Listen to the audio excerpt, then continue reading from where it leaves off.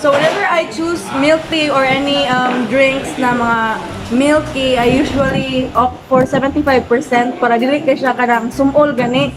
So what I love about their frap is that ang size niya dili ka magproblema if mahurot ba ni mugdi, because I really can't finish the long glasses because dali ra ko mabusog. So I'm glad they have this size, and I'm lactose intolerant. I'm curious if what kind of milk that you use. Is it dairy, non-dairy?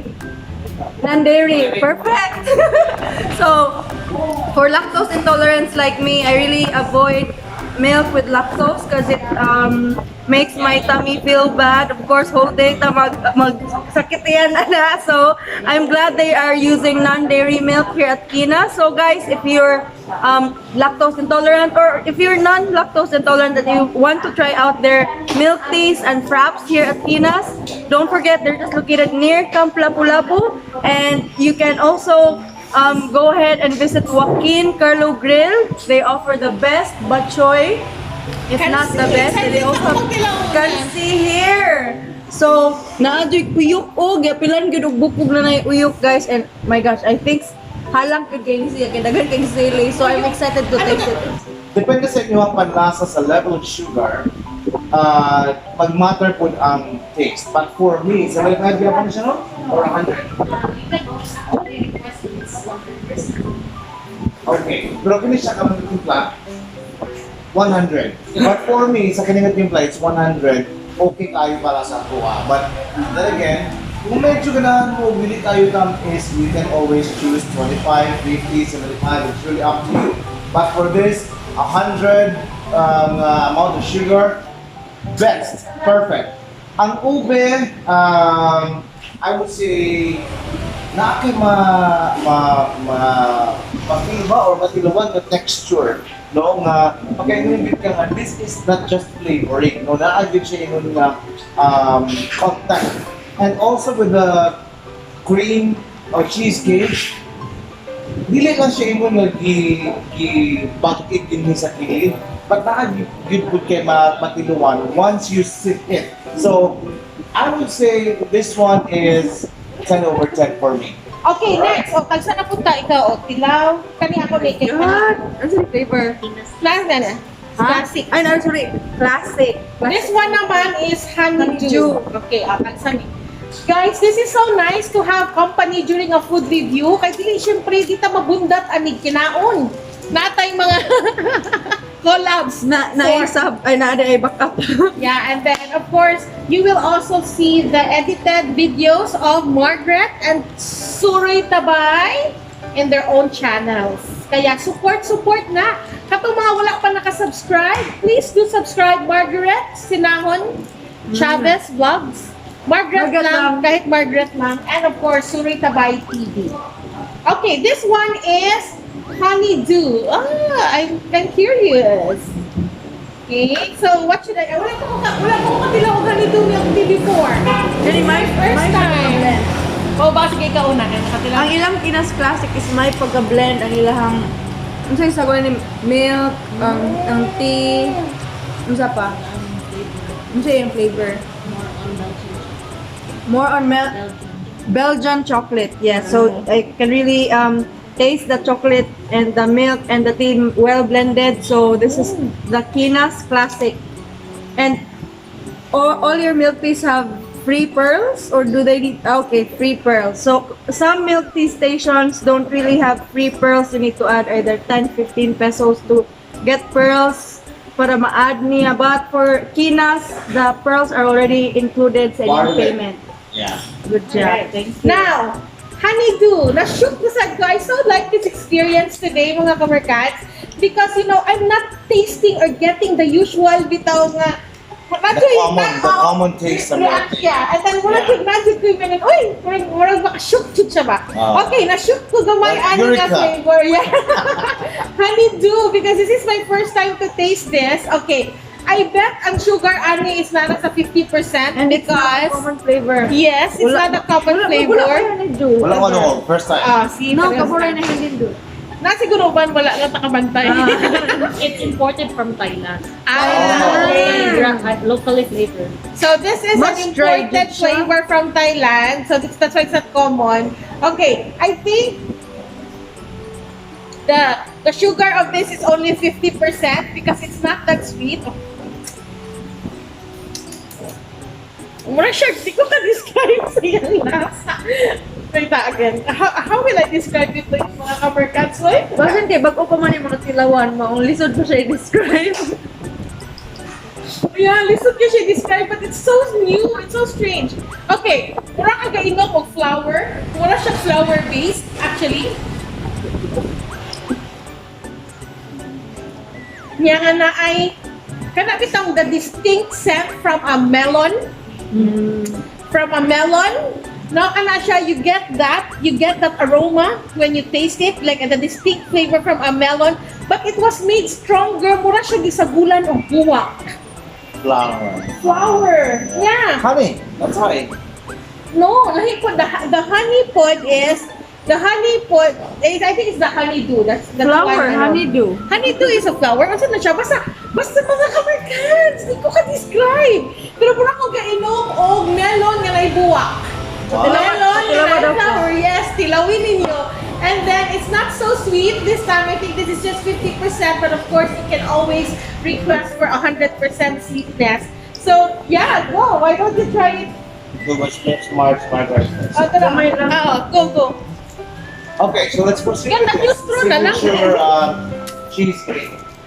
I would say, kining signature cheesecake, I believe na kwan siya. More siya classic na okay. milk tea hapon. Nga naa siya No, additional na I cheesecake. think I've tasted the same flavor sa ice cream. It's dili siya daghan og milk, nangibabaw gid ang tea. No? So katong mga kamerkans diya, mga kasuroy nga ganahan og milk tea nga mugawas gyud. Not overpowering, but it's just ang hint of tea nga lasa is mugawas gyud pag sip nimo ani. But familiar yung taste kay more siya ice cream na nakatilok ice cream na same yung flavor. Touch na saltiness and sweet sa imuhang milk tea. But the lasa of this is like a classic milk tea na pangibabaw gyud ang taste of the tea. No? So, I like this. Mas ganahan ko yung nani nga the signature cheesecake. Mas ganahan ko yung nani nga milk tea. Na dili kayo tapos. May Mas nangibabaw. That's ang why. Melon. Na Milong lunti. kaparat and Okay. saltiness and Mo di ay. sweetness, no? Meron ka pili po Ang siya. flavor mo Sakto yung tumutong sa mga mga nasa. tao. So, I'd say I'd go for Winter 10/10 melon. for this. Tamis. This is my Gani kay sakto flavor lang among din. the one. So guys, I just got educated today. Ang honeydew diyan is also another fruit nga variant of a melon. That's So why. that's why it tastes Aroma like melon. melon. Ningon ko ganina. So sakto ko natumpak niya po na. Okay, But so again, I wanna it's a try unique- it. I wanna try it. It's a unique flavor that you can only see at KEENAS. So far, KEENAS ra ko nakadungog na naay honeydew. So you need to try it. Of course, if di mo ganan og kanang dili ka siya tamis, if ganan mo, ay just lang sweetness. But I'd prefer sa ako na tilawan, 50 to siya. I'd rather have 100 for honeydew. Ang sweetness for honeydew should be 100 para mas Yeah. ma-enhance ang iyang taste. Ako po, That's honey, for me. I also go for 100. I like it this way, na 50% as sugar. Para nimo. Ah. So lain-lain jud lagi kada Yeah. tao. Ang nakanindot, kaya nasa mura o magpapiling nga aftertaste sa imuha. Na, maganahan ko nga mo ni ang ako ang last kay nun before kung lagaw. Namo kayo nga mga attitude ba o tawagan na kung sa akong lamian dapat mo na ako ang last na kaunon para it will stay longer sa kanan in my mouth. Lahi ra Para jud. mudugtag ko mo na ang lasa o aroma. Lahi ra. I like this. So must po mo. I cannot rate honeydew because it's my first time to taste it, so it's pretty You can new compare. to me. Yeah, You can compare. I can compare it, but siguro lang for my liking, I'm not much of a fan of the unlike Sir Josh, nga wala he's a fan I'll of go for the 10 over flavor. 10 with this. Okay. I love it. So, thank you for rating that for me. But my favorite is, of course, as always, still the strawberry cheesecake. This is the perfect one for me. Pili mo tilaw ana. Sure. Gilis-gilis na straw ha, mga kamarkas. This one is cheesecake. Can we have this for dessert after we eat the Carlos? But i-show lang daan na mo ninyo, they have also this cheesecake in a cup. Look at that, it looks so elegant. It looks so glamorous. It's Pila nice ang to give per- for Christmas gift. 59. No? Okay, let's show this. It's 59 each. So daghan ni Siya. real good ni na Yes. blueberry, right? So guys, usual Alone that I want. Yeah. mahalon na dessert. Matag sa ano. But only Christmas. 59 pesos, guys. So katong diligid mo order atong whole, ani mo Yeah. sige ginagmay. Yeah, may packaging mo ani ma'am for Christmas. At Each, wow. Pwede siya panghatag for Christmas. Wow! I hope you can show it to them now so you can actually truly give this for So this is Christmas. mango, Mango, strawberry and blueberry. amazing. So, I bet lamig ni, lamig man nga cheesecake sila milk ni.